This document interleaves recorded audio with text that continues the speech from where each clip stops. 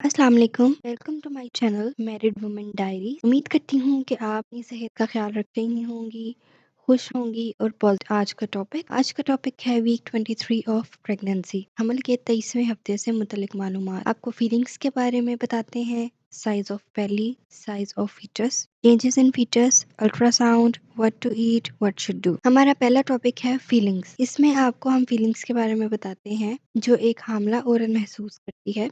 तो 23वें हफ्ते में पुरानी और नई फीलिंग्स का कॉम्बिनेशन ही होगा। पहली जो फीलिंग है वो है बैक एक। कमर में आपको दर्द हो सकती है, इसके लिए आपने कोई भी मेडिसिन नहीं खानी। ये क्योंकि यूट्रस का साइज ग्रो कर रहा है, इसकी वजह से आपके पट्टों में खिंचाव हो सकता है। इसके लिए आपने स्ट्रेचेस करने हैं और रेस्ट करना है। नंबर 2 है लेग क्रैम्प्स। इसके लिए भी आपने पानी ज़्यादा पीना है और मसल रिलैक्सिंग एक्सरसाइज करनी है। नंबर 3 है स्ट्रेच मार्क्स। आपकी स्किन खुलेगी, आपकी यूट्रस ग्रो कर रही है और पेट का साइज बड़ा होगा, तो उस वजह से स्ट्रेच मार्क्स आ सकते हैं। आपने अपनी स्किन को हर वक्त मॉइस्चराइज रखना है। आप moisturising creams, olive oil, coconut oil वगैरह यूज कर सकती हैं ताकि आपको स्ट्रेच मार्क्स ना पड़े। नंबर 4 है स्नोरिंग यानी खराटे। नाक में ब्लड वेसल्स में प्रेशर ज्यादा हो जाता है, जिसकी वजह से ऐसा होता है और ये भी एक टेम्परेरी इफेक्ट है। ये इंशाल्लाह प्रेगनेंसी के बाद ठीक हो जाएगा। नंबर 5 है ब्लीडिंग एंड swollen गम। ये भी इसी वजह से है कि ब्लड सप्लाई आपकी बॉडी में इंक्रीज हुई है, क्योंकि फीटस को चाहिए ब्लड सप्लाई, जिसकी वजह से आपके गम्स ब्लीड भी कर सकते हैं, उनमें स्वेलिंग भी हो सकती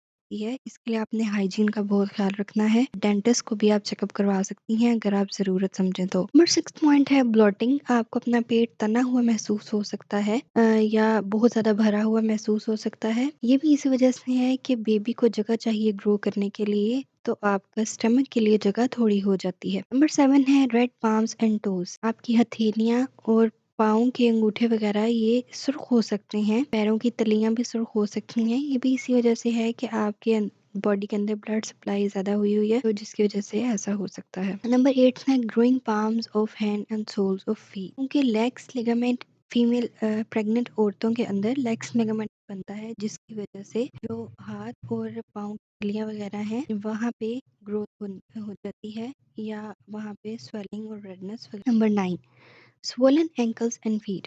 टखनों और पैरों का सूजना, इसको हम एडिमा भी बोलते हैं और ये भी ब्लड सप्लाई ज्यादा हुई हुई है, इसकी वजह से होता है। जो नया चेंज है 10th पॉइंट में है टिंगलिंग हैंड्स। आपके हाथों में झंझनाहट हो, ये भी एक साइड इफेक्ट ही है प्रेगनेंसी का और ये ठीक हो जाएगा प्रेगनेंसी के बाद। इसलिए आप अपने हाथों को मूव कर सकती हैं और बस, और इसके लिए आपको मेडिसिन वगैरह लेने की कोई ज़रूरत नहीं। 11th है ब्रैक्सटन हिक्स कॉन्ट्रैक्शंस। क्योंकि आपका पेट बड़ा हो रहा है, यूट्रस ग्रो कर रही है और यूट्रस के मसल्स कॉन्ट्रैक्ट भी करते हैं, की वजह से पेन होता है या आपको मेंसेस की तरह की या लेबर पेन्स की तरह की पेन फील हो सकती है। इसके लिए परेशान होने की ज़रूरत नहीं। 12 पॉइंट है सिम्फसिस प्यूबिक डिसफंक्शन। आपके कूलों में शदीद दर्द हो सकता है। बाज़ औरतों में एक पूरा सिंड्रोम बन जाता है, जिसकी फिर आपको बाद में ट्रीटमेंट करवानी पड़ती है और बर्दाश्त से बाहर पेन हो जाती है। अगर ऐसा हो तो फिर आपको जरूर डॉक्टर के साथ कंसल्ट करना चाहिए और अगर मामूली है या बर्दाश्त में है तो फिर आप इसको एक प्रेगनेंसी का साइड इफेक्ट समझें। ये इसी वजह से है कि आपकी यूट्रस क्योंकि ग्रो करती है और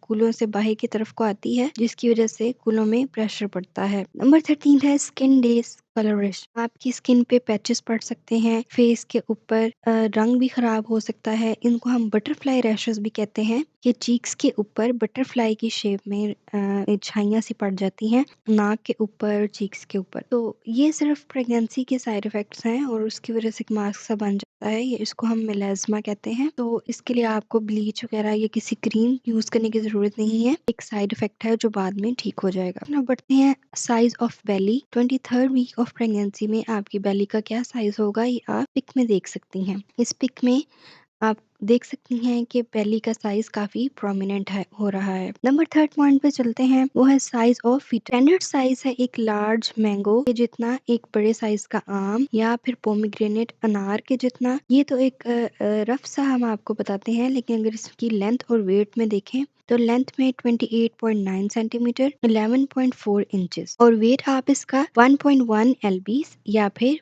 0.54 kg। नंबर 4th पॉइंट पे चलते हैं, ये है चेंजेस इन फीटस। तो 23rd वीक में क्या क्या चेंजेस हो चुकी हैं बेबी के अंदर। नंबर 1st पॉइंट है अम्बिलिकल कॉर्ड बहुत स्ट्रांग हो गई है और प्रॉपर न्यूट्रिशन दे रही है। अम्बिलिकल कॉर्ड जो बेबी और मदर को कनेक्ट करती है, तो ये बहुत स्ट्रांग हो गई है और इसके अंदर प्रॉपर जो वेन्स वगैरह हैं, ब्लड सप्लाई है, वो भी बन गई हुई है और ये बच्चे को प्रॉपर न्यूट्रिशन देने में इस वक्त फुल काम कर रही है और वेस्ट वगैरह को एक्सक्रीट करने में भी। गैस, वेस्ट और इन सब चीजों का कंप्लीट एक्सचेंज हो रहा है और ब्लड भी प्यूरिफाई हो रहा है और प्लेसेंटा जो है उसकी फुल ग्रोथ हो चुकी है। नंबर 2 पॉइंट है enough space for Somersault. Foetus इस वक्त इतना ग्रो कर चुका है कि वो अपनी उछल कूद कर सकता है और अच्छी तरीके से मूव कर सकता है। अभी उसका साइज इतना बड़ा नहीं हुआ कि उसके लिए जगह कम हो, इसलिए वो अच्छे तरीके से अभी उछल कूद कर सकता है। सोमरसॉल्ट मूवमेंट को कहते हैं, जो वो रोल करता है फिर सीधा हो जाता है, इस तरह की मूवमेंट। थर्ड हमारा पॉइंट है कि eyes, years, toes, fingers, facial features ये सब बन गए हैं। आंखें, कान, पैरों के जो तले हैं और पैरों की जो उंगलियां हैं वो, और हाथों की उंगलियां और चेहरे के नक्श, ये सब कंप्लीट हो गए हैं। फोर्थ पॉइंट, लाउड साउंड को रिस्पॉन्ड करता है। अगर आप इलेक्ट्रॉनिक्स वगैरह यूज कर रही हैं तो भी आप फील करेंगी कि बेबी मूव करेगा। फिफ्थ पॉइंट है मोर पंच, ज्यादा मुक्के या ज्यादा मूवमेंट आपको बेबी की फील होगी। सिक्स पॉइंट है आईज विदाउट कलर, बगैर रंग के आंखें होंगी। आईज का कलर जो कि ब्लू, ग्रीन, जो भी आपकी फैमिली में आपके जीन्स में है वही कलर होगा, लेकिन अभी उसके अंदर पिगमेंट नहीं बना। एट्थ पॉइंट है फॉर्मिंग लिटिल निपल्स। अब उनके ऑर्गन्स और फीचर्स ऑलमोस्ट बन गए हैं, इस वजह से बेबी के छोटे छोटे से निपल्स भी बन गए हैं और सिर्फ बाकी का जो टाइम रह गया है वो ग्रोथ बेबी की होगी। अगर आप इस स्टेज पे अबॉर्टेड बेबी देखें तो उसके सब ऑर्गन्स बन गए होंगे और सिर्फ बाकी का टाइम ग्रोथ में होता है। नंबर फोर्थ हमारा पॉइंट है अल्ट्रासाउंड।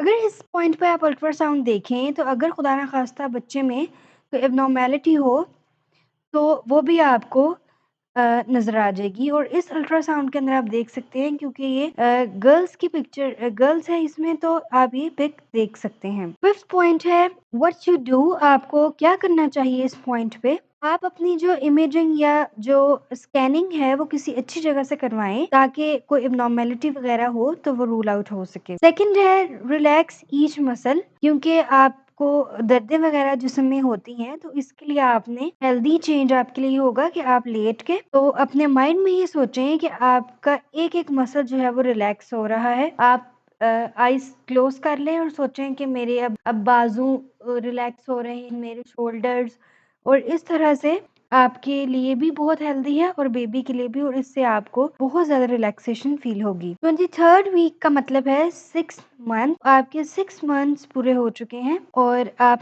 अपना ख्याल रखें, अपनी अच्छी फूड लें, वॉक करें और पॉजिटिव रहें। 6 पॉइंट है व्हाट टू ईट, आपको क्या खाना चाहिए। इस पॉइंट पे आप 200 एक्स्ट्रा कैलोरीज ले सकती हैं, जिसका मतलब है कि आप नॉर्मल जो अपनी डाइट ले रही हैं में आप हाफ सैंडविच या 1 गिलास दूध का इजाफा कर लें, लेकिन कोई जंक फूड वगैरह खाने की बिल्कुल ज़रूरत नहीं है, ये आपके लिए हेल्दी नहीं है और जंक फूड वगैरह खाने से आपको एसिडिटी का प्रॉब्लम भी ज़्यादा हो सकता है। अगर आप कोई क्वेश्चन पूछना चाहती हैं तो कमेंट सेक्शन में पूछें या हमारा फेसबुक पेज उस पर आप पूछ सकती हैं। सजेशन देनी हो तो वो भी आप कमेंट सेक्शन में दे सकते हैं।